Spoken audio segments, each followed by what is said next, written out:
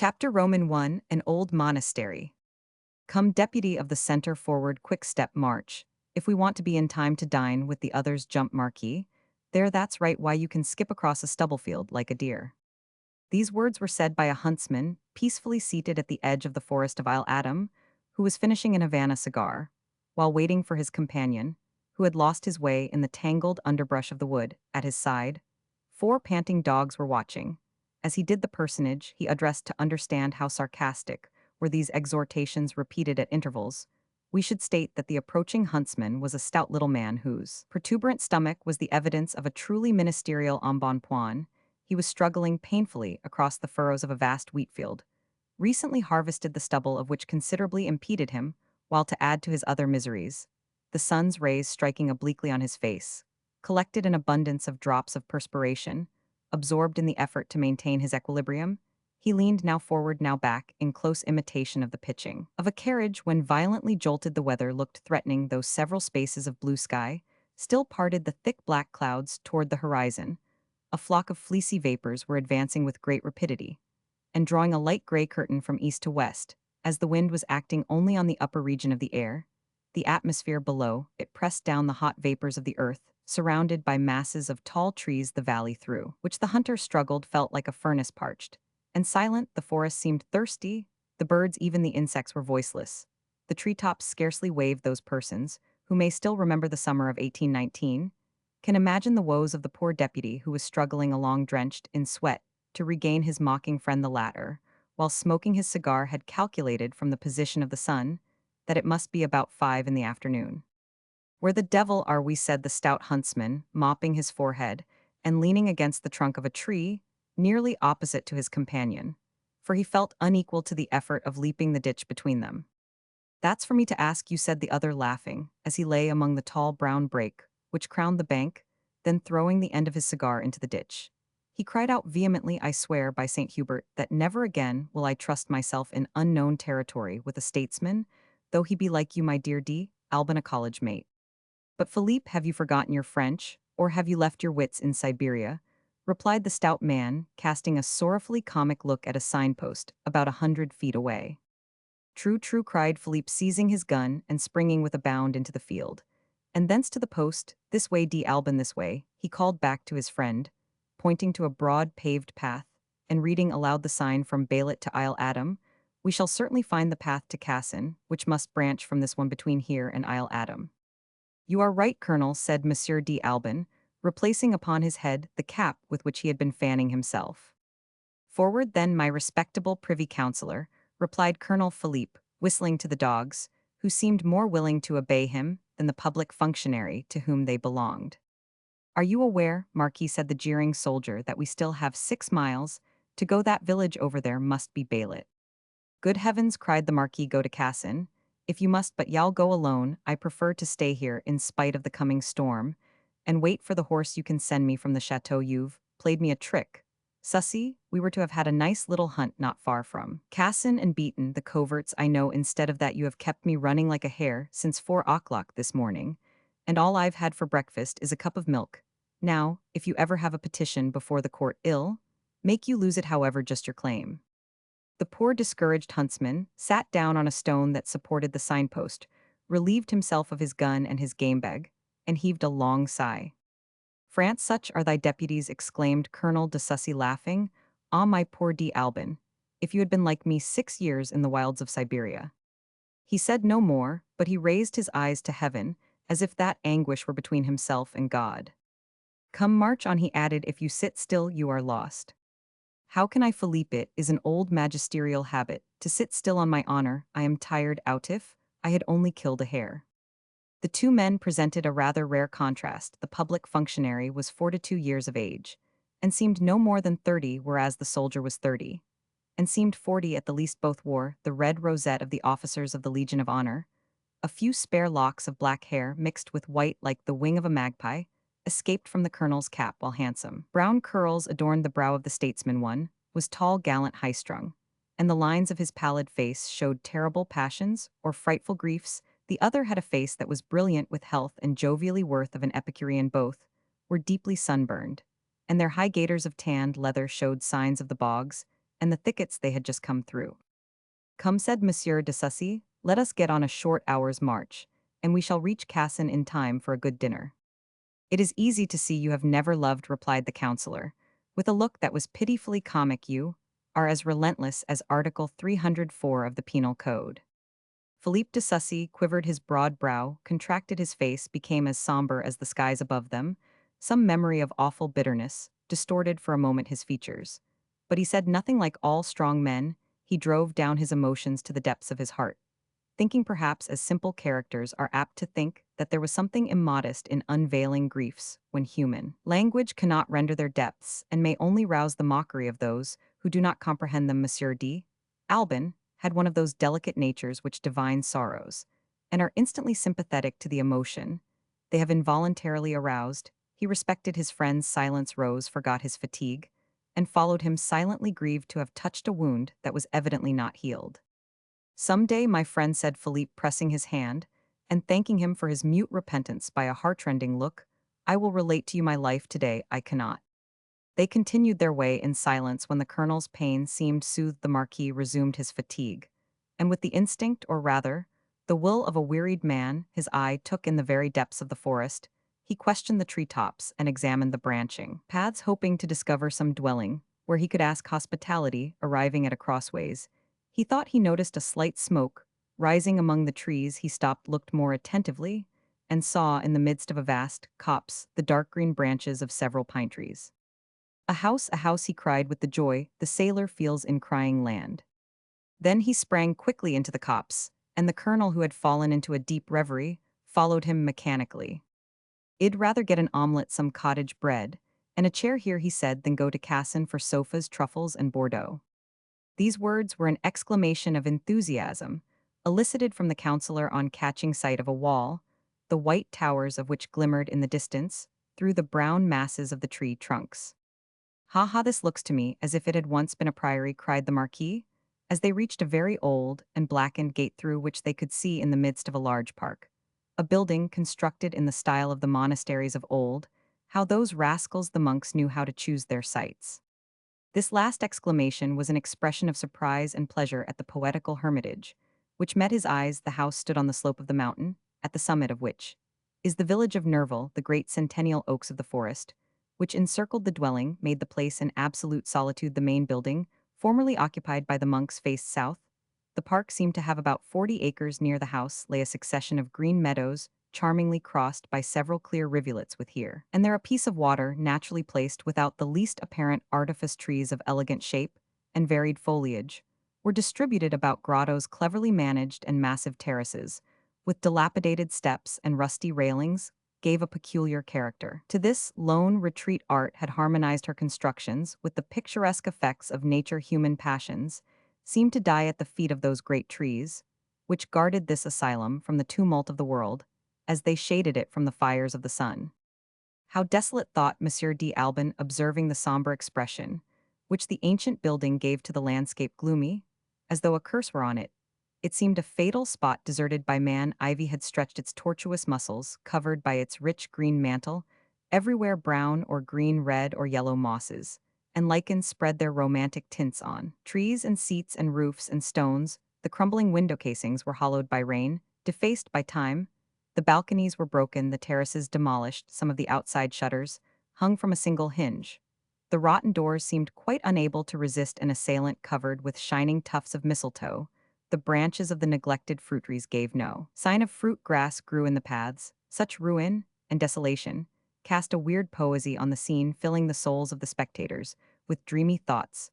A poet would have stood there long, plunged in a melancholy reverie, admiring this disorder so full of harmony, this destruction which was not without its grace. Suddenly, the brown tiles shone, the mosses glittered, fantastic shadows danced upon the meadows, and beneath the trees fading colors revived, striking contrasts developed. The foliage of the trees and shrubs defined itself more clearly in the light. Then light went out. The landscape seemed to have spoken, and now was silent, returning to its gloom, or rather to the soft, sad tones of an autumnal twilight.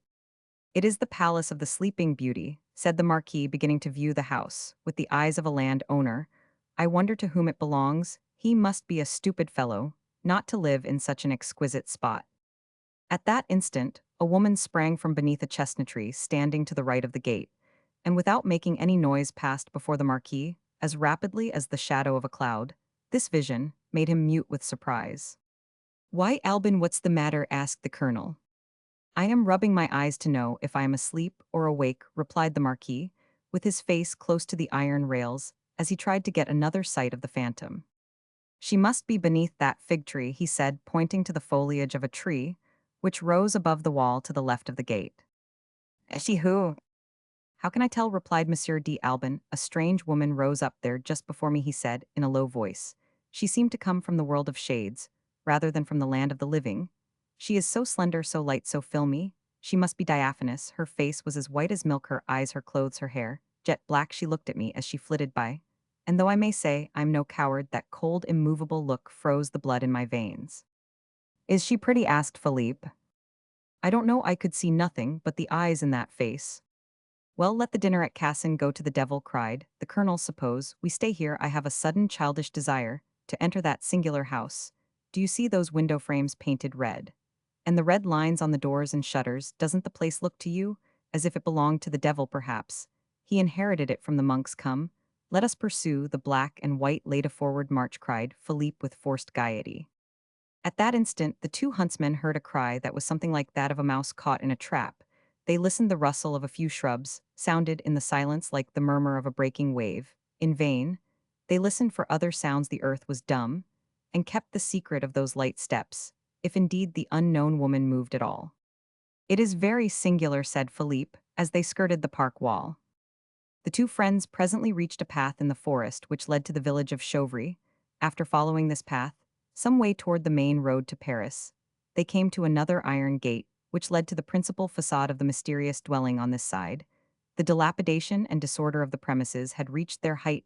Immense cracks furrowed the walls of the house, which was built on three sides of a square, fragments of tiles and slates lying on the ground, and the dilapidated condition of the roofs were evidence of a total want of care on the part of the owners. The fruit had fallen from the trees and lay rotting on the ground. A cow was feeding on the lawn and treading down the flowers in the borders, while a goat browsed on the shoots of the vines and munched the unripe grapes. "Here all is harmony. The devastation seems organized," said the colonel, pulling the chain of a bell, but the bell was without a clapper. The huntsmen heard nothing but the curiously sharp noise of a rusty spring, though very dilapidated. A little door, made in the wall beside the iron gates, resisted all their efforts to open it. "Well, well, this is getting to be exciting," said de Sussy to his companion. "If I were not a magistrate," replied Monsieur d'Albin, "I should think that woman was a witch." As he said the words, the cow came to the iron gate and pushed her warm muzzle towards them, as if she felt the need of seeing human beings.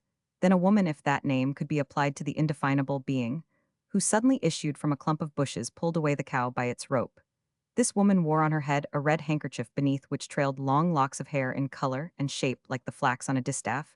She wore no fichu, a coarse woolen petticoat in black and gray stripes too short by several inches, exposed her legs. She might have belonged to some tribe of redskins, described by Cooper, for her legs, neck and arms were the color of brick. No ray of intelligence enlivened her vacant face.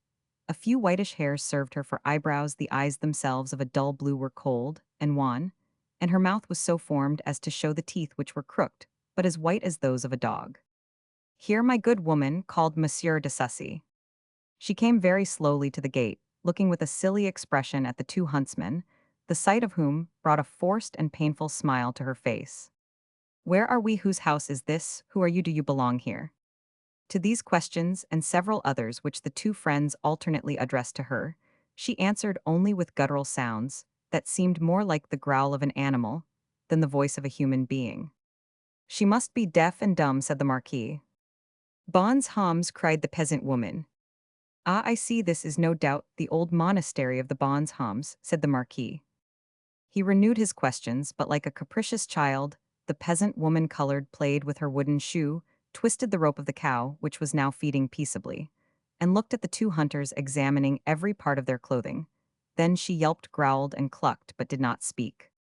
"What is your name?" said Philippe, looking at her fixedly, as if he meant to mesmerize her. "Genevieve," she said, laughing with a silly air. "The cow is the most intelligent being we have seen so far," said the marquis. "I shall fire my gun and see if that will being someone." Just as D'Albin raised his gun, the colonel stopped him with a gesture and pointed to the form of a woman, probably the one who had so keenly piqued his curiosity at this moment. She seemed lost in the deepest meditation and was coming with slow steps along a distant pathway, so that the two friends had ample time to examine her. She was dressed in a ragged gown of black satin, her long hair fell in masses of curls over her forehead around her shoulders, and below her waist, serving her for a shawl, accustomed no doubt to this disorder, she seldom pushed her hair from her forehead, and when she did so, it was with a sudden toss of her head which only for a moment cleared her forehead, and eyes from the thick veil. Her gesture, like that of an animal, had a remarkable mechanical precision, the quickness of which seemed wonderful in a woman.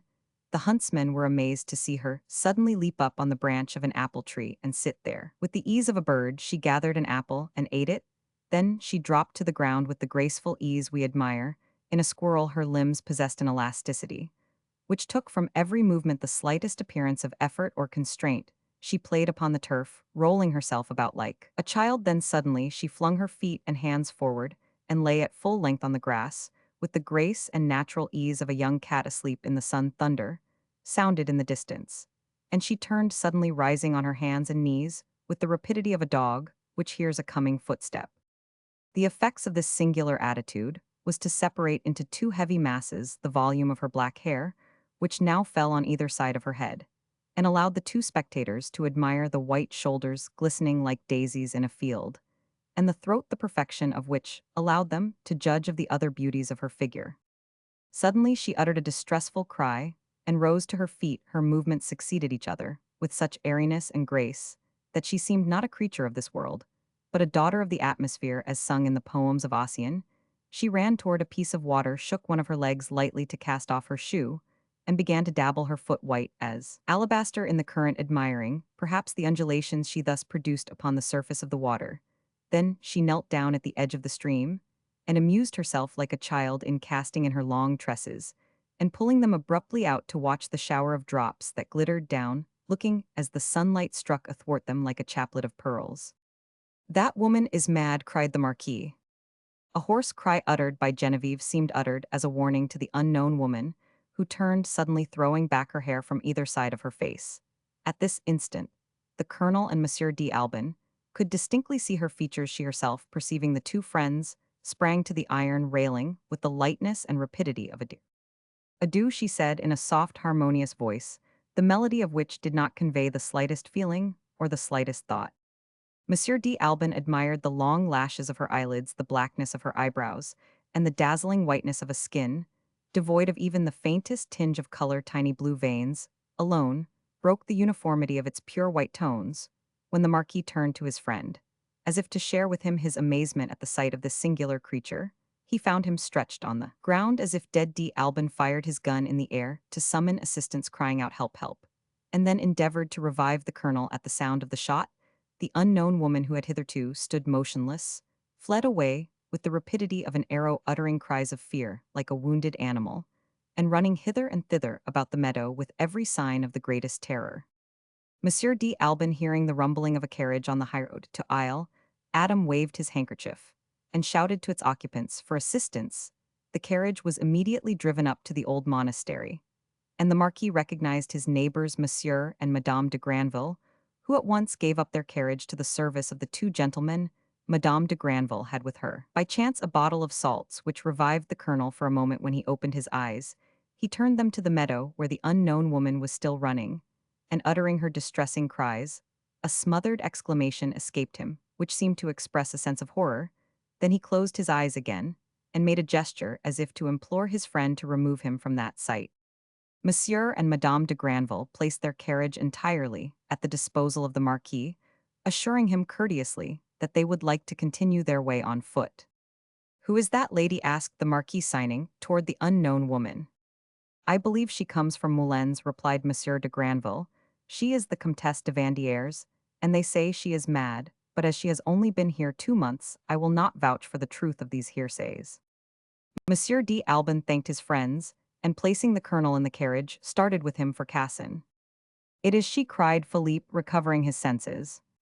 "Who is she?" asked D'Albin. "Stephanie, dead and living, living, and mad. I fancied I was dying." The prudent Marquis, appreciating the gravity of the crisis through which his friend was passing, was careful not to question or excite him. He was only anxious to reach the chateau, for the change which had taken place in the colonel's features, in fact in his whole person, made him fear for his friend's reason. As soon therefore as the carriage had reached the main street of Isle Adam, he dispatched the footman to the village doctor, so that the colonel was no sooner fairly in his bed at the chateau than the physician was beside him. If monsieur had not been many hours without food, the shock would have killed him, said the doctor.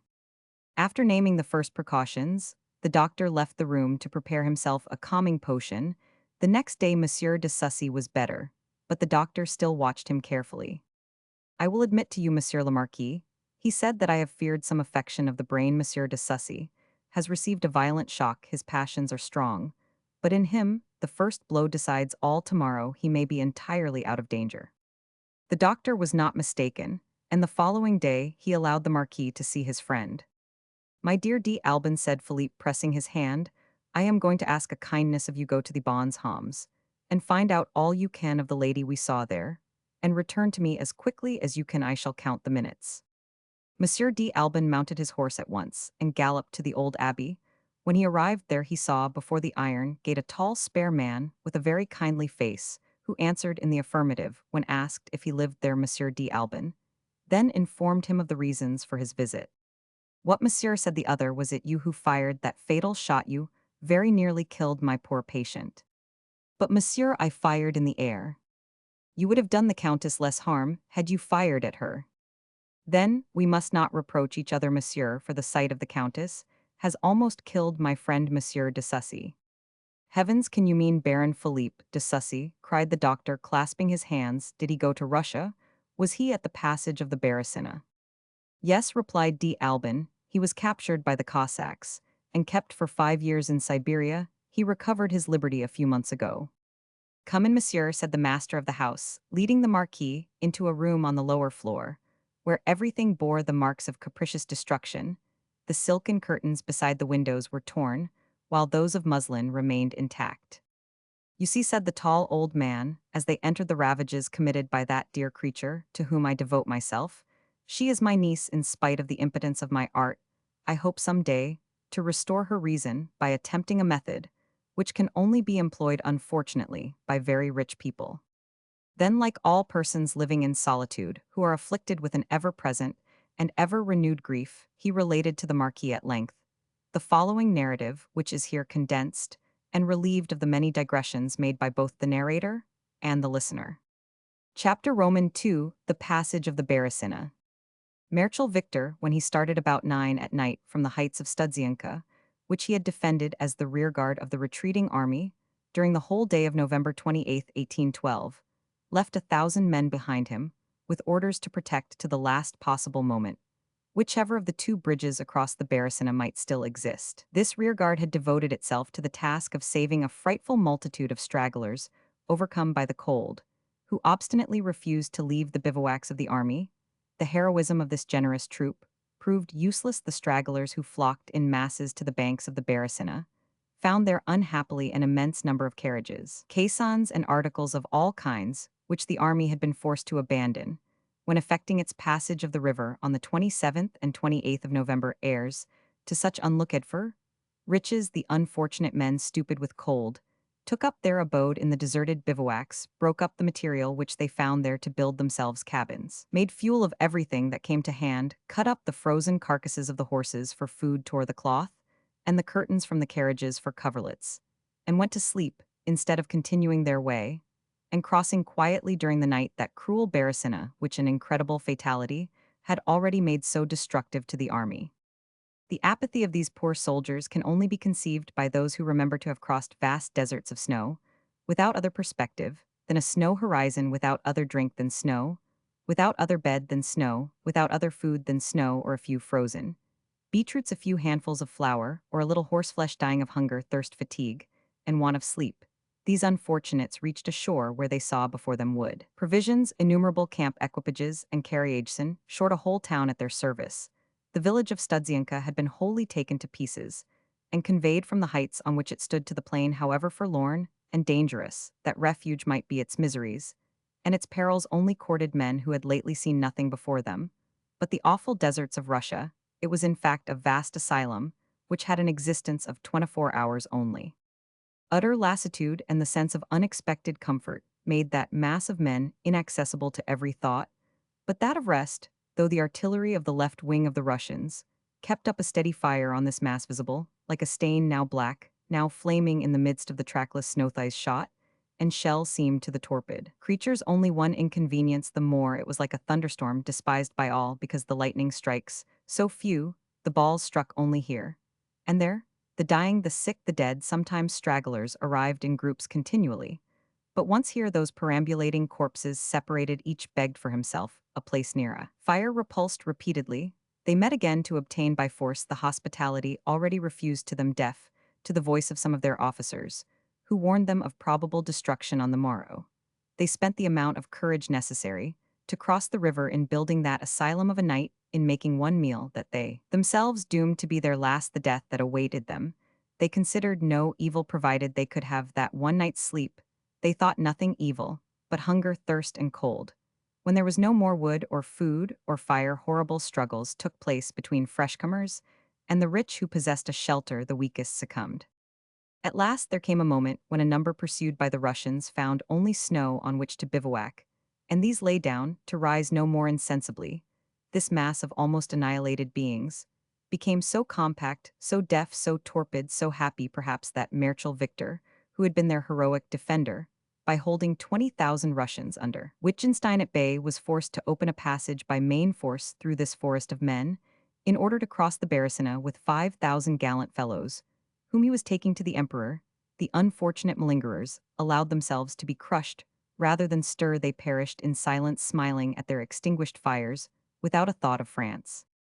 It was not until 10 o'clock that night that Marshal Victor reached the bank of the river. Before crossing the bridge which led to Zembin, he confided the fate of his own rearguard, now left in Studzianka, to Ebel, the savior of all those who survived the calamities of the Beresina.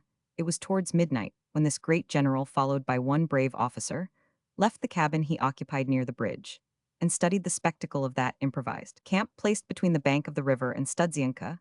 The Russian cannon had ceased to thunder innumerable fires, which amid that trackless waste of snow burned pale, and scarcely sent out any gleams illumined here and there, by sudden flashes, forms and faces that were barely human. 30,000 poor wretches, belonging to all nations from whom Napoleon had recruited his Russian army, were trifling away their lives with brutish indifference. "Let us save them," said General Ebel to the officer, who accompanied him tomorrow morning. "The Russians will be masters of Studzianka. We must burn the bridge the moment they appear. Therefore, my friend, take your courage in your hand. Go to the heights, tell General Fournier. He has barely time to evacuate his position, force a way through this crowd, and cross the bridge when you have seen him in motion. Follow him, find men you can trust, and the moment." Fournier had crossed the bridge, burn without pity huts, equipages, caissons, carriages, everything, drive that mass of men to the bridge, compel all that has two legs to get to the other side of the river. The burning of everythingies, now our last resource. If Berthier had let me destroy those damned camp equipages, this river would swallow only my poor pontonniers, those 50 heroes who will save the army, but who themselves will be forgotten.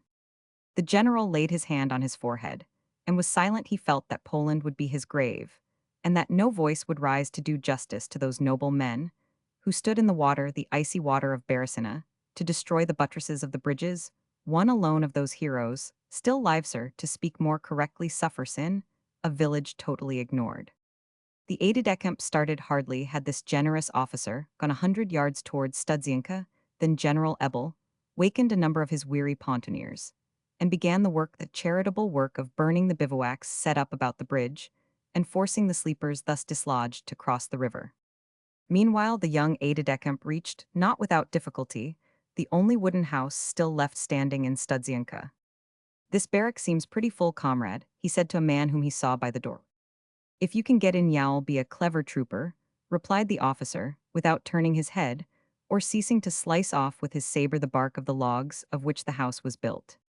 "Is that you, Philippe?" said the aide-de-camp, recognizing a friend by the tones of his voice.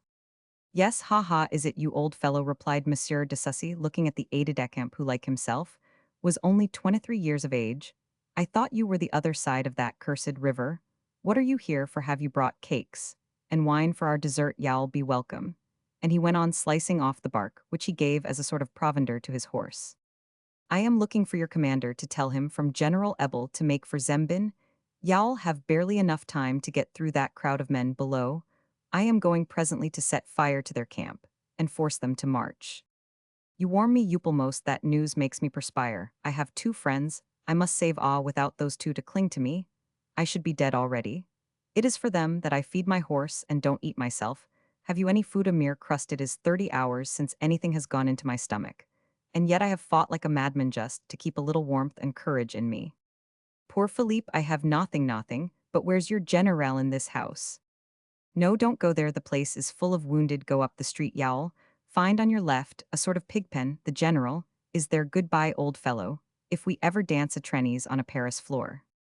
He did not end his sentence. The north wind blew at that moment, with such ferocity, that the aide-de-camp hurried on to escape being frozen, and the lips of Major de Sussy, stiffened silence, reigned, broken only by the moans which came from the house, and the dull sound made by the Major's horse as it chewed in a fury of hunger the icy bark of the trees with which the house was built. Monsieur de Sussy replaced his saber in its scabbard, took the bridle of the precious horse he had hitherto been able to preserve, and led it in spite of the animal's resistance from the wretched fodder. It appeared to think excellent. Well start by Chet, well start, there's none but you, my beauty, who can save Stephanie Ha and by you, and I may be able to withstand die, he added. Philippe wrapped in a fur pelisse to which he owed his preservation, and his energy began to run, striking his feet hard upon the frozen snow to keep them warm. Scarcely had he gone a few hundred yards from the village, then he saw a blaze in the direction of the place where since morning he had left his carriage in charge of his former orderly, an old soldier. Horrible anxiety laid hold of him, like all others who were controlled during this fatal retreat by some powerful sentiment. He found a strength to save his friends, which he could not have put forth to save himself.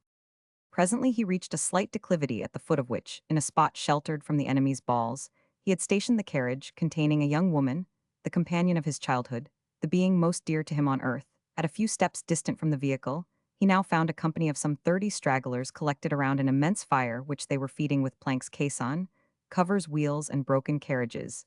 These soldiers were no doubt the last comers of that crowd, who from the base of the hill of Studzianka to the fatal river formed an ocean of heads, intermingled with fires and huts. A living sea swayed by motions that were almost imperceptible, and giving forth a murmuring sound that rose at times to frightful outbursts driven by famine and despair. These poor wretches must have rifled the carriage before de Sussy reached it. The old general and his young wife, whom he had left lying in piles of clothes and wrapped in mantles and pelisses, were now on the snow crouching before the fire. One door of the carriage was already torn off. No sooner did the men about the fire hear the tread of the major's horse than a hoarse cry, the cry of famine, arose. A horse, a horse. Those voices formed but one voice. Back, back, look out for yourself, cried 2 or 3 soldiers, aiming at the mare. Philippe threw himself before his animal, crying out, "You villains, ill throw you into your own fire. There are plenty of dead horses up there, go and fetch them." "Isn't he a joker, that officer? 1-2, get out of the way," cried a colossal grenadier. "No, you want hay, well, as you please then." A woman's cry rose higher than the report of the musket. Philippe, fortunately, was not touched, but by Chet, mortally wounded, was struggling in the throes of death. 3 men darted forward and dispatched her with their bayonets. "Cannibals," cried Philippe, "let me at any rate take the horsecloth and my pistols." "Pistols, yes," replied the grenadier, "but as for that horsecloth, no. Here's a poor fellow afoot with nothing in his stomach for 2 days, and shivering in his rags. It is our general." Philippe kept silence as he looked at the man, whose boots were worn out, his trousers torn in a dozen places. While nothing but a ragged fatigue cap covered with ice was on his head, he hastened, however, to take his pistols. 5 men dragged the mare to the fire and cut her up with the dexterity of a Parisian. Butcher, the pieces were instantly seized and flung upon the embers. The major went up to the young woman who had uttered a cry on recognizing him. He found her motionless, seated on a cushion beside the fire. She looked at him silently without smiling. Philippe then saw the soldier to whom he had confided the carriage. The man was wounded, overcome by numbers. He had been forced to yield to the malingerers who attacked him, and like the dog who defended to the last possible moment his master's dinner, he had taken his share of the booty, and was now sitting beside the fire, wrapped in a white sheet by way of cloak, and turning carefully on the embers a slice of the Mère Philippe saw upon his face, the joy these preparations gave him. The Comte de Vandieres, who for the last few days had fallen into a state of second childhood, was seated on a cushion beside his wife looking fixedly at the fire, which was beginning to thaw his torpid limbs. He had shown no emotion of any kind either at Philippe's danger, or at the fight which ended in the pillage of the carriage, and their expulsion from it. At first de Sussy took the hand of the young countess, as if to show her his affection, and the grief he felt at seeing her reduced to such utter misery. Then he grew silent, seated beside her on a heap of snow, which was turning into a rivulet. As it melted, he yielded himself up to the happiness of being warm, forgetting their peril, forgetting all things. His face assumed, in spite of himself, an expression of almost stupid joy, and he waited with impatience until the fragment of the mare given to his orderly was cooked. The smell of the roasting flesh increased his hunger, and his hunger silenced his heart, his courage, and his love. He looked without anger at the results of the pillage of his carriage. All the men seated around the fire had shared his blankets, cushions, pelisses, robes, also the clothing of the Comte and Comtesse de Vandieres, and his own Philippe looked about him to see if there was anything left in or near the vehicle that was worth saving. By the light of the flames, he saw gold and diamonds, and plates scattered everywhere, no one having thought it worth his while to take any. Each of the individuals collected by chance around this fire maintained a silence that was almost horrible and did nothing but what he judged necessary for his own welfare. Their misery was even grotesque. Faces discolored by cold were covered with a layer of mud on which tears had made a furrow from the eyes to the beard, showing the thickness of that miry mask. The filth of their long beards made these men still more repulsive. Some were wrapped in the countess shawls, others wore the trappings of horses and muddy saddlecloths, or masses of rags from which the hoarfrost hung. Some had a boot on one leg and a shoe on the other. In fact, there were none whose costume did not present some laughable singularity. But in presence of such amusing sights, the men themselves were grave and gloomy. The silence was broken only by the snapping of the wood, the crackling of the flames, the distant murmur of the camps, and the blows of the saber, given to what remained of Bichette, in search of her tenderest morsels. A few miserable creatures, perhaps more weary than the rest, were sleeping, when one of their number rolled into the fire. No one attempted to help him out. These stern logicians argued that if he were not dead, his burns would warn him to find a safer place. If the poor wretch waked in the flames and perished, no one cared. 2 or 3 soldiers looked at each other to justify their own indifference by that of others twice. This scene had taken place before the eyes of the Countess, who said nothing when the various pieces of Bichette placed here and there upon the embers were sufficiently broiled. Each man satisfied his hunger with the gluttony that disgusts us when we see it in animals. "This is the first time I ever saw 30 infantrymen on one horse," cried the grenadier who had shot the mare. It was the only jest made that night which proved the national character. Soon the great number of these poor soldiers wrapped themselves in what they could find and lay down on planks, or whatever would keep them from contact with the snow, and slept heedless of the morrow, when the major was warm, and his hunger appeased an invincible desire to sleep. Weighed down his eyelids during the short moment of his struggle against that desire, he looked at the young woman who had turned her face to the fire, and was now asleep, leaving her closed eyes, and a portion of her forehead exposed to sight. She was wrapped in a furred pelisse and a heavy dragoon's cloak. Her head rested on a pillow, stained with blood. An astrakhan hood, kept in place by a handkerchief knotted round her neck, preserved her face from the cold. As much as possible her feet were wrapped in the cloak, thus rolled into a bundle. As it were, she looked like nothing at all. Was she the last of the Vivandières? Was she a charming woman, the glory of a lover, the queen of Parisian salons? Alas, even the eye of her most devoted friend could trace no sign of anything feminine. In that mass of rags and tatters, love had succumbed to cold in the heart of a woman. Through the thick veils of irresistible sleep, the major soon saw the husband and wife as mere points or formless objects. The flames of the fire, those outstretched figures, the relentless cold waiting not 3 feet distant from that fugitive heat, became all a dream. One importunate thought terrified Philippe. "If I sleep, we shall all die. I will not sleep," he said to himself. And yet he slept. A terrible clamor and an explosion awoke him. An hour later, the sense of his duty, the peril of his friend, fell suddenly on his heart. He uttered a cry that was like a roar. He and his orderly were alone. Afoot, a sea of fire lay before them in the darkness of the night, licking up the cabins and the bivouacs. Cries of despair, howls, and imprecations reached their ears. They saw against the flames thousands of human beings, with agonized or furious faces in the midst of that hell. A column of soldiers was forcing its way to the bridge between two hedges of dead bodies. "It is the retreat of the rearguard," cried. "The major, all hope is gone." "I have saved your carriage, Philippe," said a friendly voice. Turning round de Sussy, recognized the young aide-de-camp in the flaring of the flames. "Ah, all is lost," replied the major. "They have eaten my horse. And how can I make this stupid general and his wife walk? Take a brand from the fire and threaten them." "Threaten the countess." "Goodbye," said the aide-de-camp. "I have scarcely time to get across that fatal river, and I have a mother in France. What a night! These poor wretches prefer to lie here in the snow, will allow themselves to perish in those flames, rather than rise and move on. It is 4 o'clock, Philippe. In 2 hours, the Russians will begin to move, I assure. You will again see the Barricana choked with corpses. Philippe, think of yourself. You have no horses, you cannot carry the countess in your arms. Come with me," he said urgently, pulling de Sussy by the arm. "My friend, abandon Stephanie." De Sussy seized the countess, made her stand upright, shook her with the roughness of a despairing man, and compelled her to wake up. She looked at him with fixed, dead eyes. "You must walk, Stephanie, or we shall all die here." For all answer, the countess tried to drop again upon the snow, and sleep. The aide-de-camp seized a brand from the fire and waved it in her face. "We will save her in spite of herself," cried Philippe, lifting the countess and placing her in the carriage. He returned to implore the help of his friend. Together, they lifted the old general, without knowing whether he were dead or alive, and put him beside his wife. The major then rolled over the men who were sleeping on his blankets, which he tossed into the carriage together with some roasted fragments of his mare. "What do you mean to do?" asked the aide-de-camp. "Drag them." "You are crazy." "True," said Philippe, crossing his arms in despair. Suddenly he was seized by a last despairing thought. "To you," he said, grasping the sound arm of his orderly, "I confide her for 1 hour. Remember that you must die sooner than let anyone approach her." The major then snatched up the Countess' diamonds, held them in one hand, drew his saber with the other, and began to strike with the flat of its blade such of the sleepers.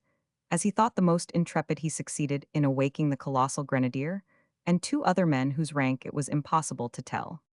"We are done for," he said. "I know it," said the grenadier, "but I don't care." "Well, death for death, wouldn't you rather sell your life for a pretty woman and take your chances of seeing France?" "I'd rather sleep," said a man rolling over on the snow, "and if you trouble me again, I'll stick my bayonet into your stomach." "What is the business, my colonel?" said the grenadier. "That man is drunk. He's a Parisian, he likes his ease." "That is yours, my brave grenadier," cried the major, offering him a string of diamonds, "if you will follow me and fight like a madman. The Russians are 10 minutes' march from here. They have horses. We are going up to their first battery for a pair." "But the sentinels—" "One of us three," he interrupted himself, and turned to the aide-de-camp. "You will come, Hippolyte, want you?" Hippolyte nodded.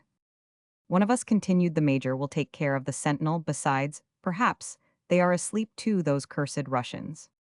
"Forward, Major Ure, a brave one, but y'all give me a lift on your carriage," said the grenadier. "Yes, if you don't leave your skin up there if I fall, Hippolyte, and you, grenadier, promise me to do your utmost to save the countess." "Agreed," cried the grenadier. They started for the Russian lines, toward one of the batteries which had so decimated the hapless wretches lying on the banks of the river. A few moments later, the gallop of two horses echoed over the snow, and the wakened artillerymen poured out a volley, which ranged above the heads of the sleeping men. The pace of the horses was so fleet that their steps resounded like the blows of a blacksmith on his anvil. The generous aide-de-camp was killed, the athletic grenadier was safe, and sound. Philippe, in defending Hippolyte, had received a bayonet in his shoulder, but he clung to his horse's mane and clasped him so tightly with his knees that the animal was held as in a vice. "God be praised," cried the major, finding his orderly untouched and the carriage in its place. "If you are just my officer, you will get me the cross for this," said the man. "We've played a fine game of guns and sabers here, I can tell you. We have done nothing yet. Harness the horses, take these ropes. They are not long enough. Grenadier, turn over those sleepers, and take their shawls and linen to eke out." "Tines, that's one dead," said the grenadier, stripping the first man. "He came to bless me. What a joke, they are all dead." "Well?" "Yes, all seems as if horsemeat must be indigestible if eaten with snow." The words made Philippe tremble. The cold was increasing. My God, to lose the woman I have saved a dozen times. The major shook the countess. Stephanie, Stephanie. The young woman opened her eyes. Madame, we are saved. Saved, she repeated, sinking down again. The horses were harnessed as best they could, the major holding his saber in his well hand with his pistols in his belt, gathered up the reins with the other hand, and mounted one horse, while the grenadier mounted the other. The orderly, whose feet were frozen, was thrown inside the carriage across the general.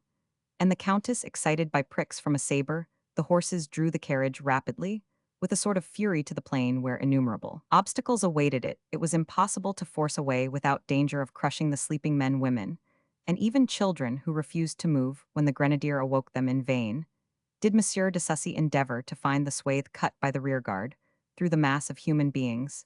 It was already obliterated like the wake of a vessel through the sea. They could only creep along, being often stopped by soldiers who threatened to kill their horses. "Do you want to reach the bridge?" said the grenadier. "At the cost of my life, at the cost of the whole world." "Then forward march, you can't make omelets without breaking eggs." And the grenadier of the guard urged the horses over men and bivouacs with bloody wheels and a double line of corpses on either side of them. We must do him the justice to say that he never spared his breath in shouting in stentorian tones. "Look out there, carrion!" "Poor wretches!" cried the major. "Pooh, that, or the cold, that, or the cannon," said the grenadier, prodding the horses and urging them on. A catastrophe which might well have happened to them much sooner put a stop to their advance. The carriage was overturned. "I expected it," cried the imperturbable grenadier. "Ho, ho, your man is dead." "Poor Laurent," said the major. "Laurent, was he in the 5th chasseur?" "Yes." "Then he was my cousin. Oh, well, this dog's life isn't happy enough to waste any joy in grieving for him." The carriage could not be raised, the horses were taken out with serious, and as it proved, irreparable loss of time. The shock of the overturn was so violent that the young countess, roused from her lethargy, threw off her coverings and rose. "Philippe, where are we?" she cried in a gentle voice, looking about her. "Only 500 feet from the bridge. We are now going to cross the Barricana, Stephanie, and once across, I will not torment you any more. You shall sleep, we shall be in safety, and can reach Wilna easily. God grant that she may never know what her life has cost," he thought. "Philippe, you are wounded." "That is nothing." Too late, the fatal hour had come. The Russian cannon sounded the reveille masters of Studzianka. They could sweep the plain, and by daylight the major could see 2 of their columns moving and forming on the heights. A cry of alarm arose from the multitude, who started to their feet. In an instant every man now understood his danger instinctively, and the whole mass rushed to gain the bridge with the motion of a wave. The Russians came down with the rapidity of a conflagration. Men, women, children, horse, all rushed tumultuously to the bridge. Fortunately, the major, who was carrying the countess, was still some distance from it. General Ebel had just set fire to the supports on the other bank. In spite of the warnings shouted to those who were rushing upon the bridge, not a soul went back. Not only did the bridge go down crowded with human beings, but the impetuosity of that flood of men toward the fatal bank was so furious that a mass of humanity poured itself violently into the river like an avalanche. Not a cry was heard. The only sound was like the dropping of monstrous stones into the water. Then the Barricana was a mass of floating corpses.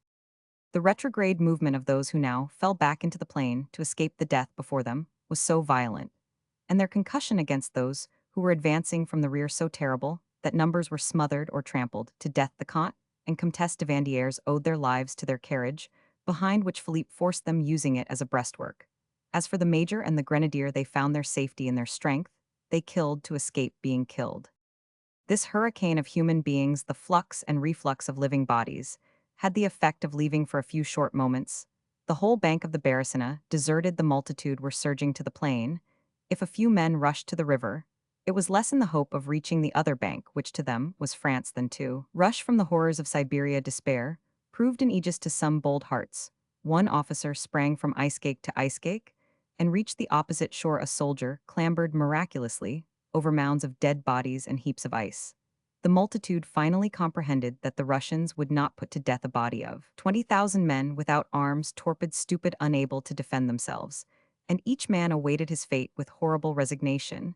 Then the major and the grenadier, the general and his wife, remained almost alone on the river bank, a few steps from the spot where the bridge had been, they stood there, with dry eyes silent, surrounded by heaps of dead, a few sound soldiers, a few officers to whom the emergency had restored their natural energy, were near them.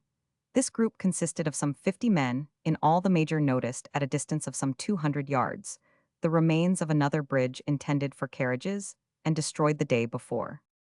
"Let us make a raft," he cried. He had hardly uttered the words before the whole group rushed to the ruins, and began to pick up iron bolts and screws and pieces of wood and ropes, whatever materials they could find that were suitable for the construction of a raft.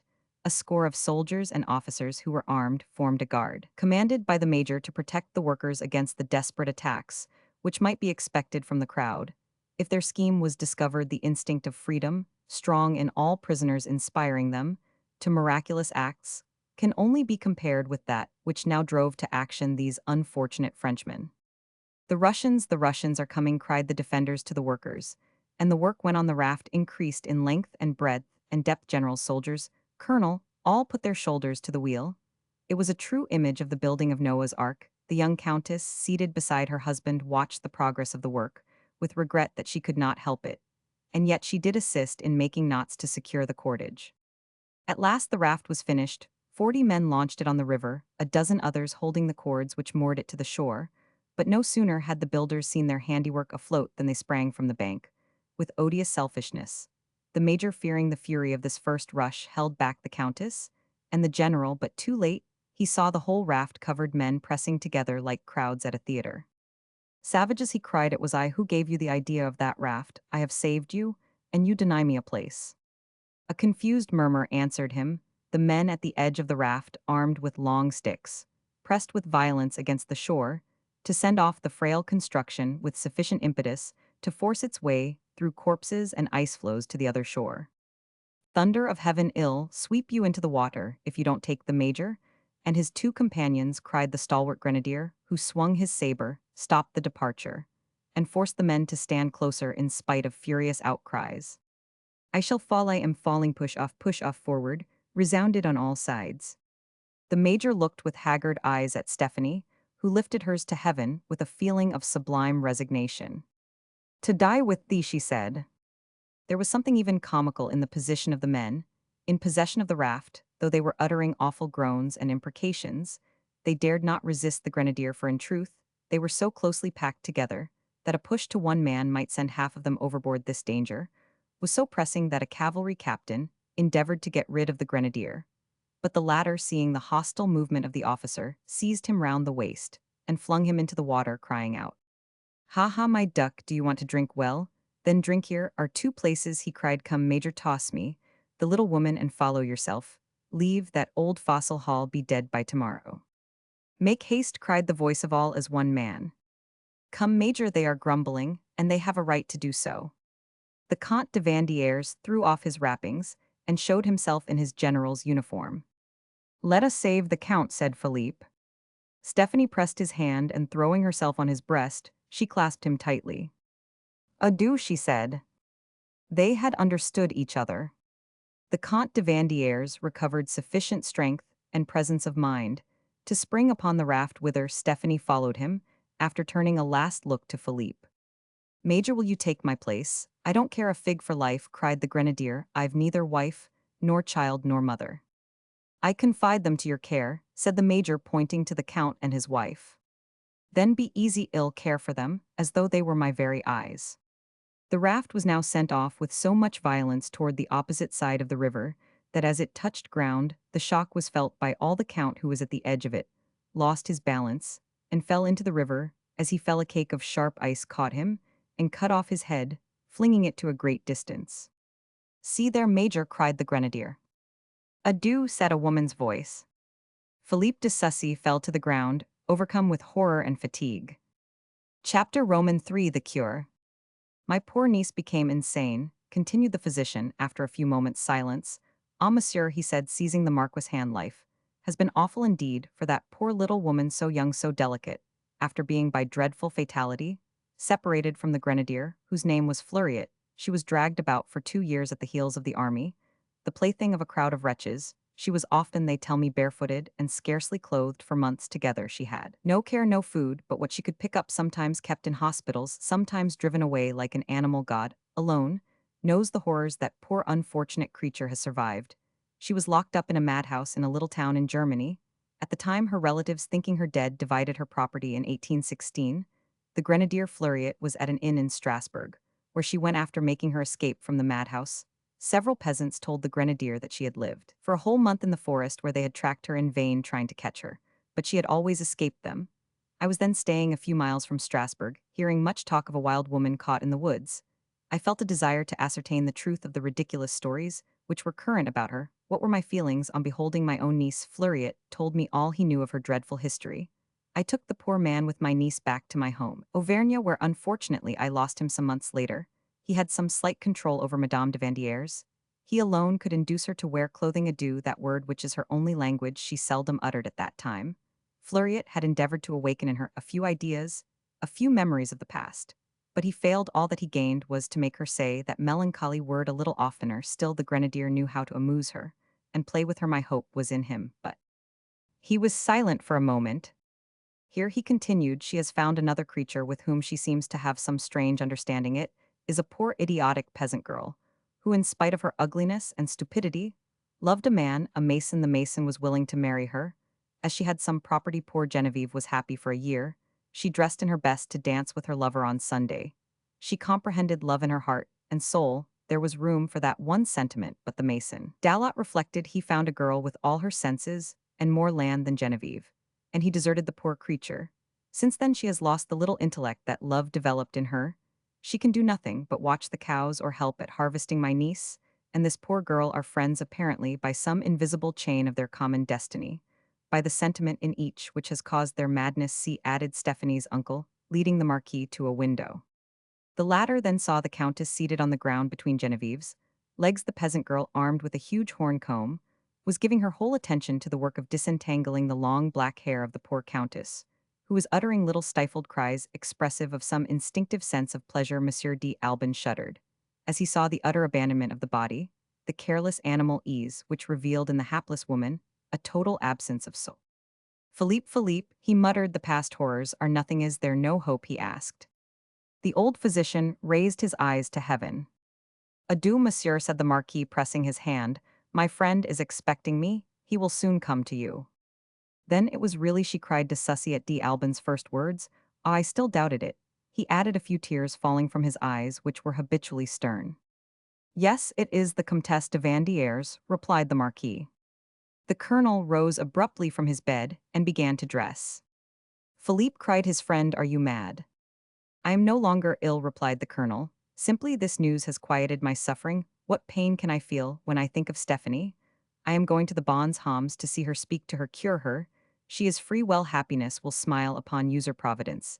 Is not in this world. Think you that that poor woman could hear my voice and not recover reason? She has already seen you and not recognized you, said his friend gently, for he felt the danger of Philippe's excited hopes and tried to cast a salutary doubt upon them. The colonel quivered, then he smiled and made a motion of incredulity. No one dared to oppose his wish, and within a very short time, he reached the old priory. Where is she? He cried on arriving. Hush, said her uncle, she is sleeping, see here she is. Philippe then saw the poor insane creature, lying on a bench in the sun. Her head was protected from the heat by a forest of hair, which fell in tangled locks over her face. Her arms hung gracefully to the ground, her body lay easily posed like that of a doe. Her feet were folded under her. Without effort her bosom rose and fell at regular intervals. Her skin, her complexion had that porcelain whiteness which we admire so much in the clear transparent faces of children. Standing motionless beside her, Genevieve held in her hand a branch which Stephanie had doubtless climbed a tall poplar to obtain, and the poor idiot was gently waving it above her sleeping companion to chase away the flies and cool the atmosphere. The peasant woman gazed at Monsieur Fanjet, and the colonel then, like an animal which recognizes its master. She turned her head slowly to the Countess, and continued to watch her without giving any sign of surprise or intelligence. The air was stifling, the stone bench glittered in the sunlight, the meadow exhaled to heaven those impish vapors which dance and dart above the herbage like silvery dust. But Genevieve seemed not to feel this all-consuming heat. The colonel pressed the hand of the doctor, violently in his own tears, rolled from his eyes along his manly cheeks, and fell to the earth at the feet of his Stephanie. Monsieur, said the uncle, for 2 years past my heart is broken day by day. Soon you will be like me, you may not always weep, but you will always feel your sorrow. The two men understood each other, and again, pressing each other's hands, they remained motionless, contemplating the exquisite calmness which sleep had cast upon that graceful creature. From time to time she gave a sigh, and that sigh, which had all the semblance of sensibilities, made the unhappy colonel tremble with hope. Alas, said Monsieur Fanget, do not deceive yourself, monsieur, there is no meaning in her sigh. Those who have ever watched for hours with delight the sleep of one who is tenderly beloved, whose eyes will smile to them at waking, can understand the sweet yet terrible emotion that shook the colonel's soul. To him, this sleep was an illusion. The waking might be death in its most awful form. Suddenly, a little goat jumped in 3 bounds to the bench and smelt at Stephanie, who waked at the sound. She sprang to her feet, but so lightly that the movement did not frighten the freakish animal. Then she caught sight of Philippe and darted away, followed by her four-footed friend, to a hedge of elders there. She uttered the same little cry like a frightened bird, which the two men had heard near the other gate. Then she climbed an acacia, and nestling into its tufted top, she watched the stranger with the inquisitive attention of the forest birds. Adieu, adieu, adieu, she said without the soul, communicating one single intelligent inflection to the word. It was uttered impassively, as the bird sings his note. She does not recognize me, cried the colonel in despair. Stephanie, it is Philippe, thy Philippe, Philippe. And the poor soldier went to the acacia, but when he was a few steps from it, the countess looked at him, as if defying him, although a slight expression of fear seemed to flicker in her eye. Then with a single bound she sprang from the acacia to a laburnum, and thence to a Norway fir, where she darted from branch to branch with extraordinary agility. Do not pursue her, said Monsieur Fanget to the colonel, or you will arouse an aversion which might become insurmountable. I will help you to tame her, and make her come to you. Let us sit on this bench. If you pay no attention to her, she will come of her own accord to examine you. She not to know me, to flee me, repeated the colonel, seating himself on a bench with his back to a tree that shaded it, and letting his head fall upon his breast. The doctor said nothing. Presently, the countess came gently down the fir tree, letting herself swing easily on the branches. As the wind swayed them at each branch, she stopped to examine the stranger, but seeing him motionless, she at last sprang to the ground and came slowly towards him across the grass. When she reached a tree about 10 feet distant, against which she leaned, Monsieur Fanget said to the colonel in a low voice, take out adroitly from my right hand pocket some lumps of sugar. You will feel there, show them to her, and she will come to us. I will renounce in your favor my sole means of giving her pleasure with sugar, which she passionately loves. You will accustom her to approach you, and to know you again. When she was a woman, said Philippe sadly, she had no taste for sweet things. When the colonel showed her the lump of sugar, holding it between the thumb and forefinger of his right hand, she again uttered her little wild cry, and sprang toward him. Then she stopped, struggling against the instinctive fear he caused her.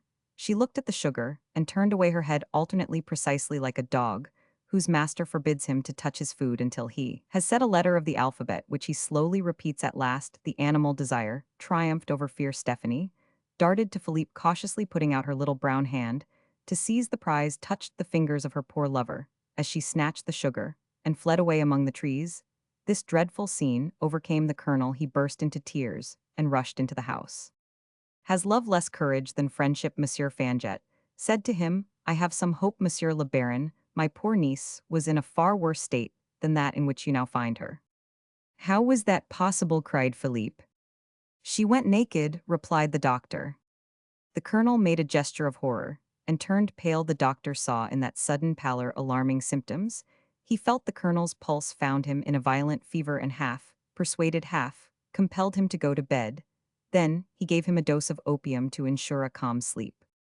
8 days elapsed, during which Colonel de Sussy struggled against mortal agony. Tears no longer came to his eyes. His soul, often lacerated, could not harden itself to the sight of Stephanie's insanity. But he covenanted so to speak with his cruel situation, and found some assuaging of his sorrow. He had the courage to slowly tame the countess by bringing her sweetmeats. He took such pains in choosing them, and he learned so well how to keep the little conquests he sought to make upon her instincts, that last shred of her intellect, that he ended by making her much tamer than she had ever been.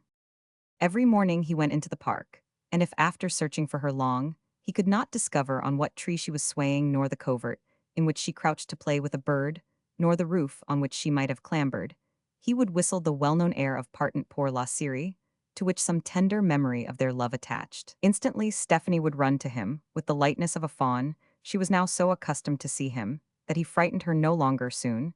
She was willing to sit upon his knee, and clasp him closely with her thin and agile arm in that attitude so dear to lovers. Philippe would feed her with sugar plums, then having eaten those that he gave her, she would often search his pockets with gestures that had all the mechanical velocity of a monkey's motions.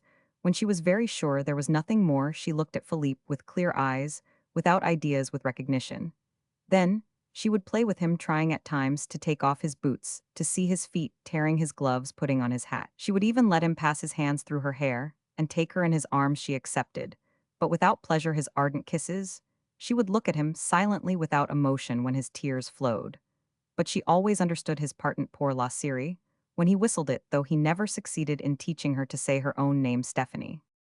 Philippe was sustained in his agonizing enterprise by hope, which never abandoned him, when on fine autumn mornings, he found the Countess sitting peacefully on a bench, beneath a poplar now yellowing. The poor lover would sit at her feet, looking into her eyes, as long as she would let him, hoping ever that the light that was in them would become intelligent. Sometimes the thought deluded him that he saw those hard, immovable rays softening, vibrating, living, and he cried out, "Stephanie, Stephanie, thou hearest me, thou seest me." But she listened to that cry, as to a noise, the soughing of the wind in the tree-tops, or the lowing of the cow on the back of which she climbed. Then the colonel would wring his hands in despair that was new each day. One evening, under a calm sky, amid the silence and peace of that rural haven, the doctor saw, from a distance, that the colonel was loading his pistols. The old man felt then that the young man had ceased to hope. He felt the blood rushing to his heart, and if he conquered the vertigo that threatened him, it was because he would rather see his niece living and mad than dead. He hastened up. "What are you doing?" he said. "That is for me," replied the colonel, pointing to a pistol, already loaded, which was lying on the bench. "And this is for her," he added, as he forced the wad into the weapon he held. The Countess was lying on the ground beside him, playing with the balls.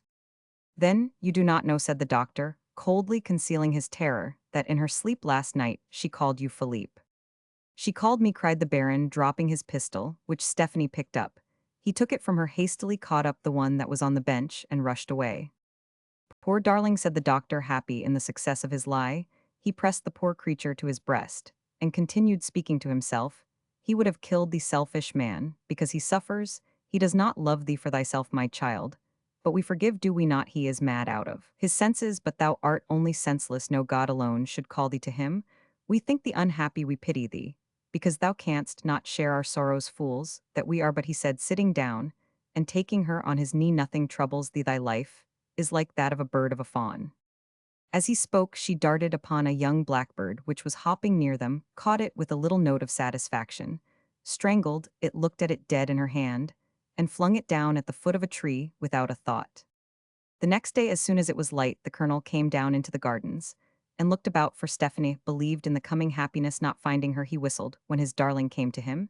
He took her on his arm, they walked together thus for the first time, and he led her within a group of trees, the autumn foliage of which was dropping to the breeze. The colonel sat down of her own accord. Stephanie placed herself on his knee. Philippe trembled with joy. "Love," he said, kissing her hands passionately, "I am Philippe." She looked at him with curiosity.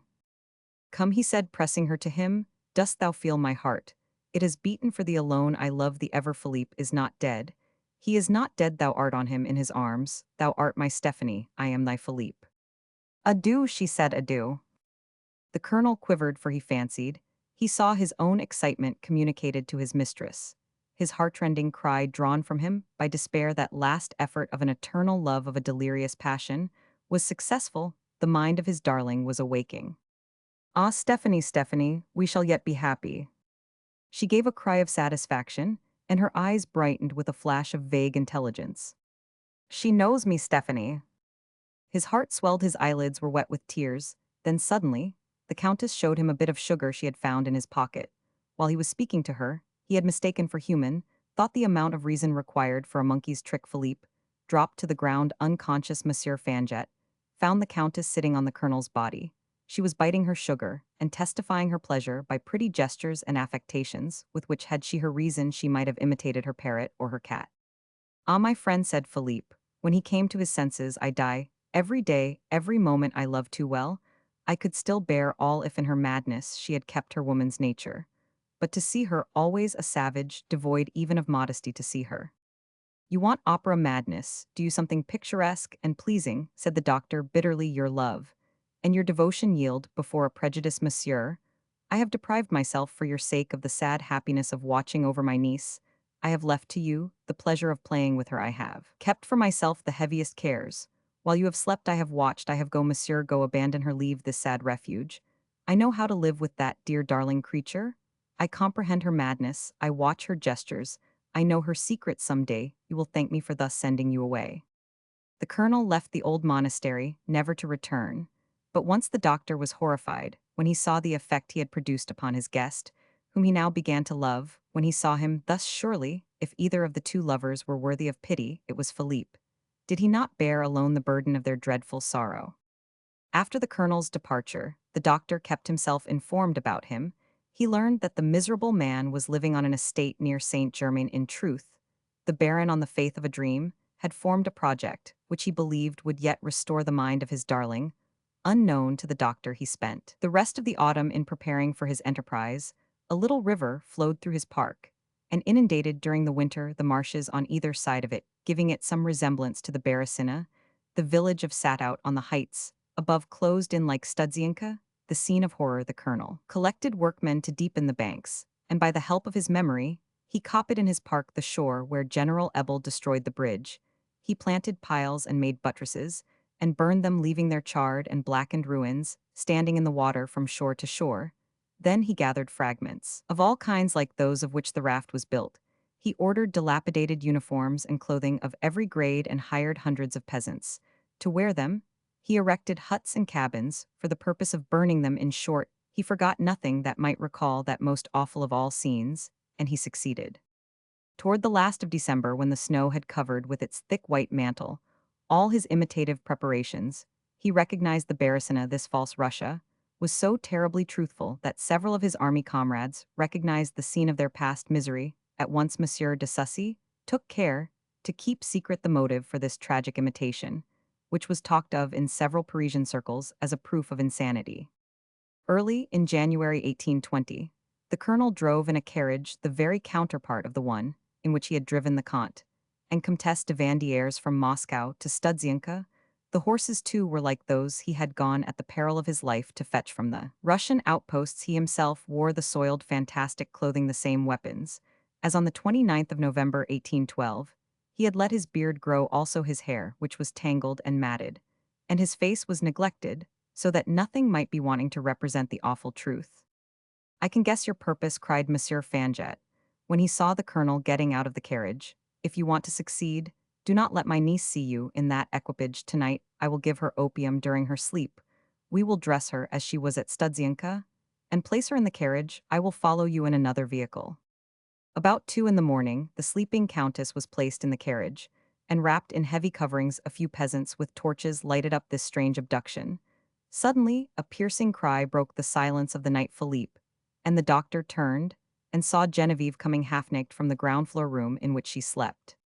Adieu, adieu, all is over, adieu, she cried, weeping hot tears. Genevieve, what troubles you? Asked the doctor.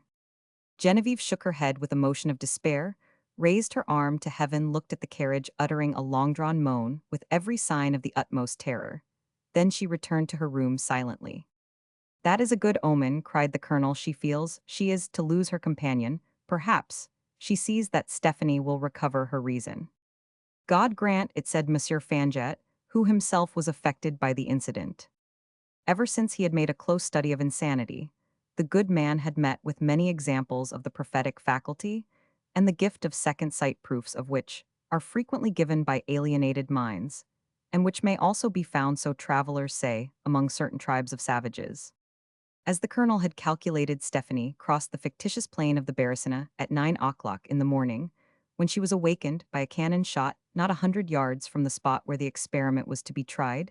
This was a signal. Hundreds of peasants made a frightful clamor like that on the shore of the river that memorable night when 20,000 stragglers were doomed to death or slavery by their own folly. At the cry at the shot, the Countess sprang from the carriage and ran with delirious emotion over the snow to the banks of the river. She saw the burned bivouacs, and the charred remains of the bridge and the fatal raft, which the men were launching into the icy waters of the Beresina. The Major Philippe was there striking back the crowd with his sabre. Madame de Vandieres gave a cry which went to all hearts, and threw herself before the colonel whose heart beat wildly. She seemed to gather herself together, and at first looked vaguely at the singular scene, for an instant as rapid as the lightnings flash her eyes, had that lucidity devoid of mind, which we admire in the eye of birds. Then passing her hand across her brow, with the keen expression of one who meditates, she contemplated the living memory of a past scene spread before her, and turning quickly to Philippe, she saw him. An awful silence reigned in the crowd. The colonel gasped, but dared not speak. The doctor wept. Stephanie's sweet face colored faintly, then from tint to tint it returned to the brightness of youth, till it glowed with a beautiful crimson life, and happiness, lighted by intelligence, came nearer and nearer like a conflagration convulsive. Trembling rose from her feet to her heart. Then these phenomena seemed to blend in one as Stephanie's eyes cast forth a celestial ray, the flame of a living soul. She lived. She thought she shuddered with fear, perhaps for God himself, unloosed that silent tongue, and cast anew his fires into that long-extinguished soul. Humaine will came with its full electric torrent, and vivified the body from which it had been driven. Stephanie, cried the colonel.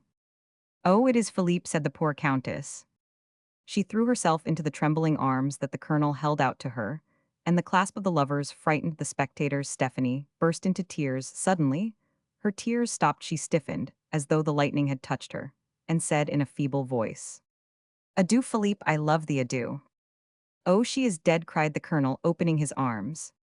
The old doctor received the inanimate body of his niece, kissed it, as though he were a young man, and carrying it aside, sat down with it still in his arms on a pile of wood.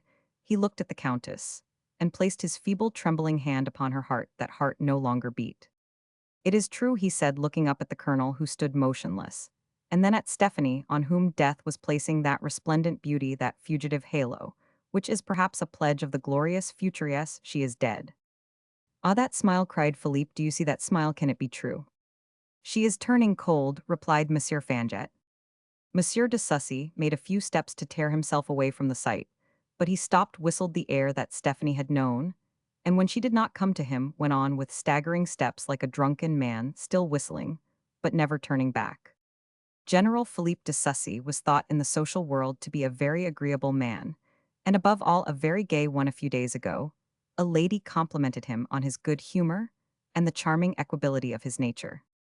Ah, madame, he said, I pay dear for my liveliness in my lonely evenings. Are you ever alone? She said. No, he replied, smiling. If a judicious observer of human nature could have seen at that moment the expression on the Comte de Sussy's face, he would perhaps have shuddered. Why don't you marry? Said the lady, who had several daughters at school. You are rich titled, and of ancient lineage. You have talents and a great future before you. All things smile upon you. Yes, he said, but a smile kills me. The next day the lady heard with great astonishment that Monsieur de Sussy had blown his brains out during the night.